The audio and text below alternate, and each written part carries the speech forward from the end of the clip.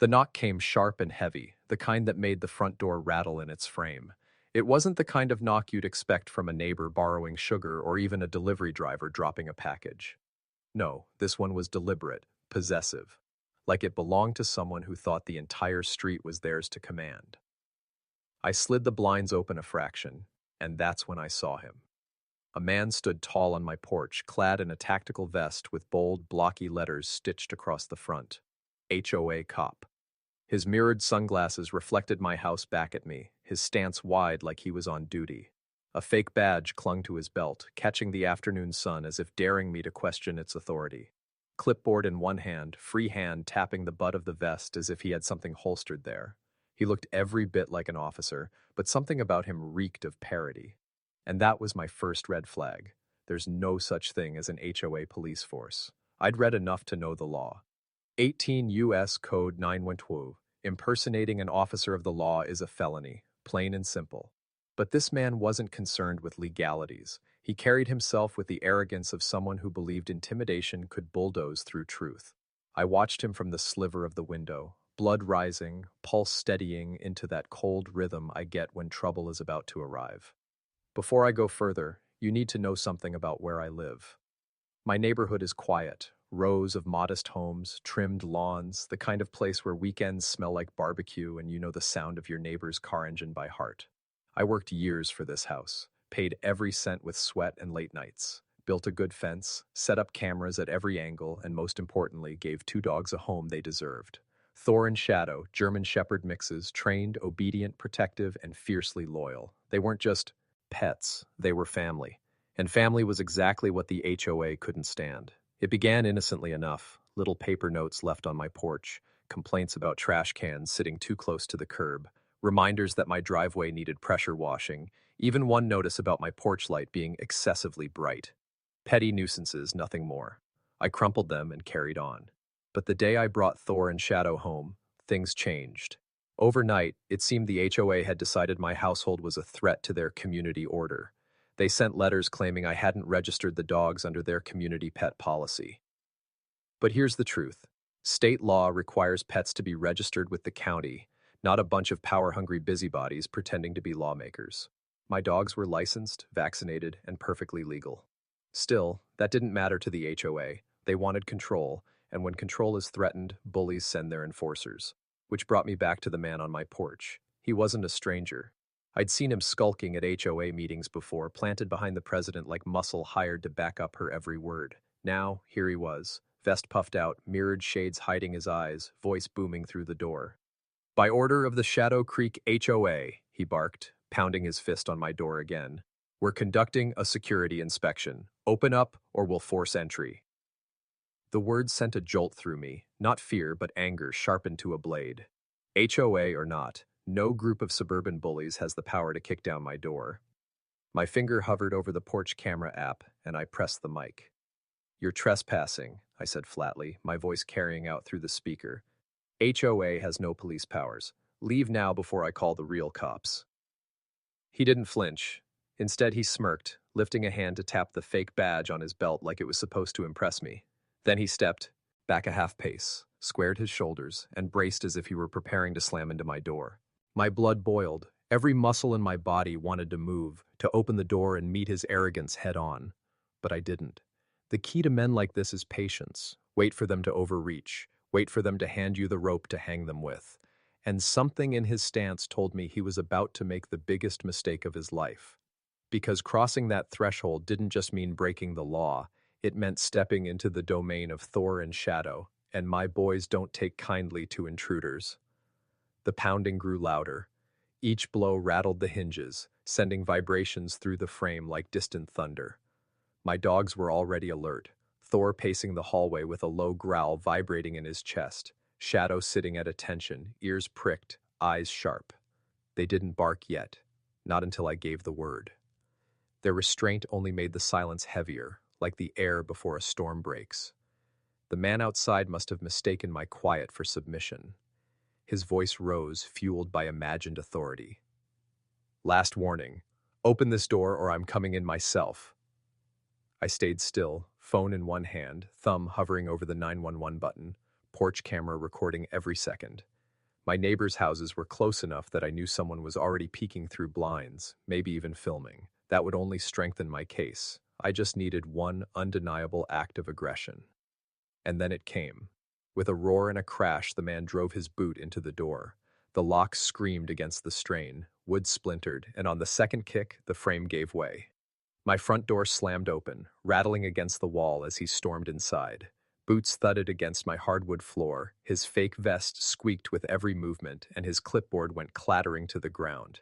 He looked around my living room like he owned it, like he expected me to cower in the corner. That was his fatal mistake. Thor reacted first. A blur of black and tan muscle shot out of the hallway, hackles raised, teeth gleaming.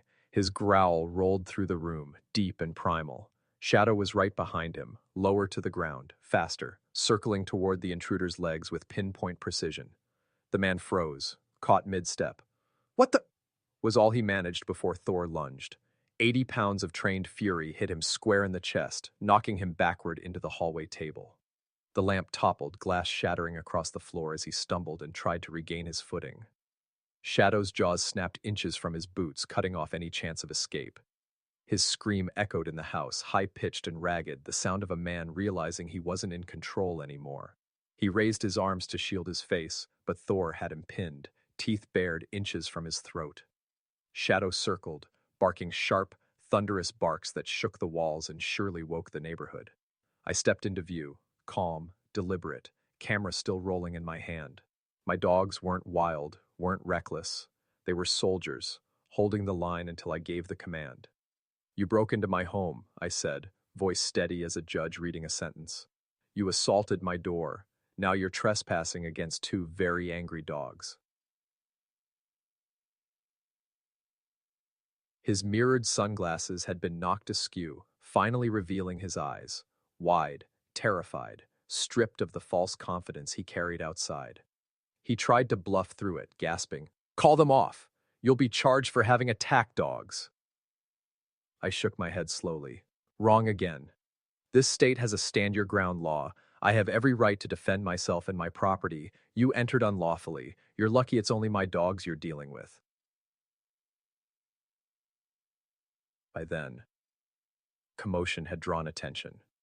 Through the shattered doorway, I could see neighbors gathering on their lawns, phones raised, recording. Some shouted in disbelief. "Oh, the ours," murmured to each other. Karen, the HOA president herself, stood across the street with her arms folded tight, watching silently. The fake cop's swagger collapsed under the weight of reality. His breaths came in short, panicked bursts. He struggled, but Thor's chest pressed into him like an immovable boulder. Shadow continued to bark, circling tighter, making sure the man couldn't move an inch without feeling teeth snap near his ankles. "Hold," I commanded. Instantly, both dogs froze. Thor remained a heavy weight on the intruder's chest, growling low but not biting. Shadow stopped mid-step, barking silenced into a dangerous snarl. Their obedience wasn't just impressive, it was proof. Proof they weren't attack dogs, but trained protectors responding to a real threat. And then, cutting through the chaos, came the sound I'd been waiting for, the distant wail of sirens, louder with each passing second, closing in like justice riding on the wind. The man's bravado cracked. Sweat trickled down his temple. He stammered, voice trembling. You don't know who you're messing with." I allowed myself a thin, cold smile. "Oh, I think I do. And in about 30 seconds, so will the real police." The red and blue lights washed over the street before he could muster another word. Sirens died as two patrol cars screeched to a halt, their beams cutting through the gathering crowd.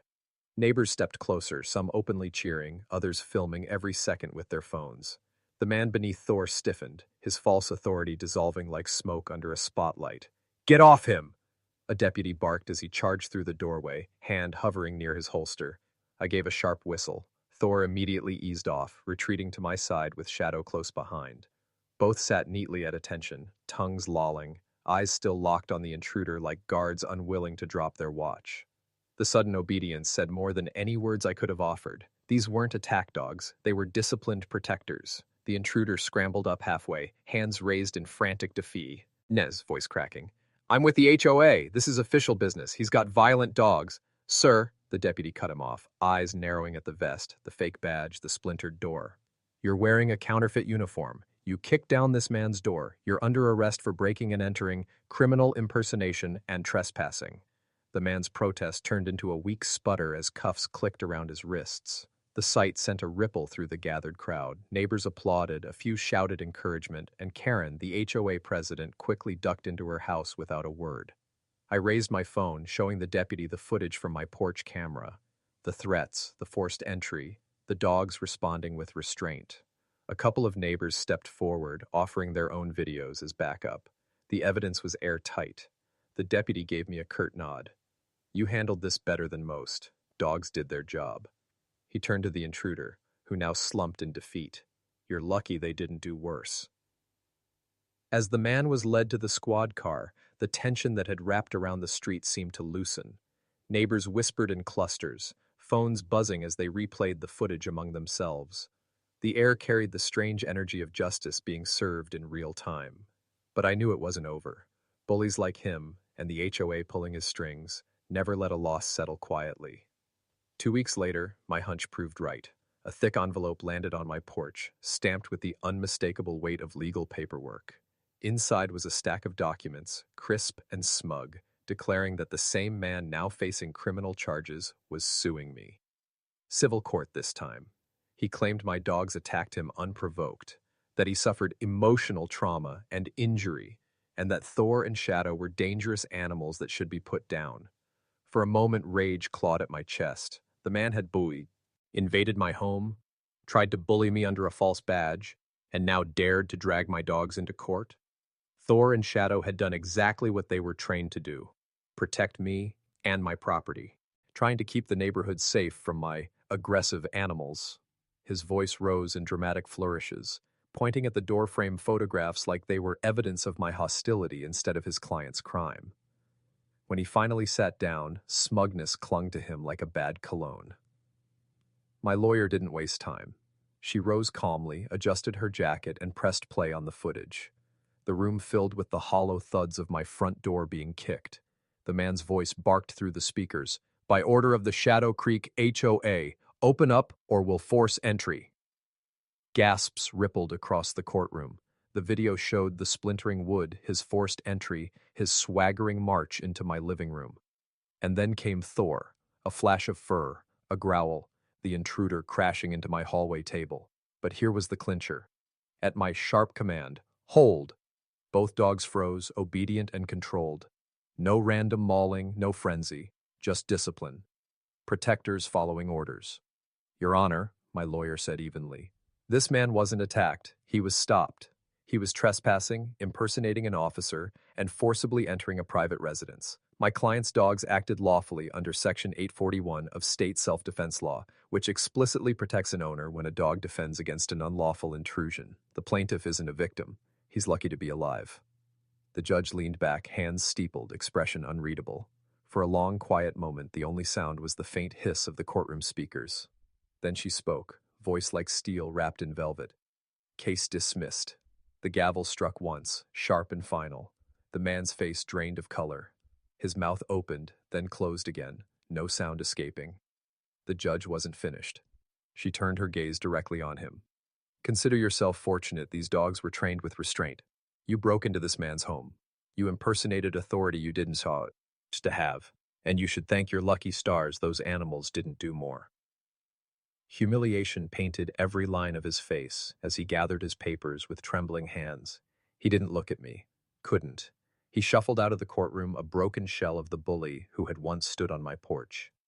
That evening, Thor and Shadow each got a steak in their bowls, cooked just right. They lounged at my feet on the porch as the sun bled gold across the rooftops. The street was quieter than it had been in months. No HOA notes, no pounding fists, not even a glare from Karen, who hadn't so much as crossed her lawn since the arrest. The silence wasn't just peace, it was victory. A reminder that bullies thrive on fear, on intimidation, on people folding to their demands. But when you stand your ground, when you arm yourself with truth, law, and loyalty, their power crumbles. I leaned back, hand resting on Thor's head, shadow pressed against my side. For the first time in weeks, the neighborhood felt like home again. Bullies can dress themselves up in fake vests and badges. They can pound on doors and throw lawsuits into the wind. But in the end, paper titles and counterfeit authority won't protect them. The law will. The truth will. And sometimes, justice comes with sharp teeth and a wagging tail.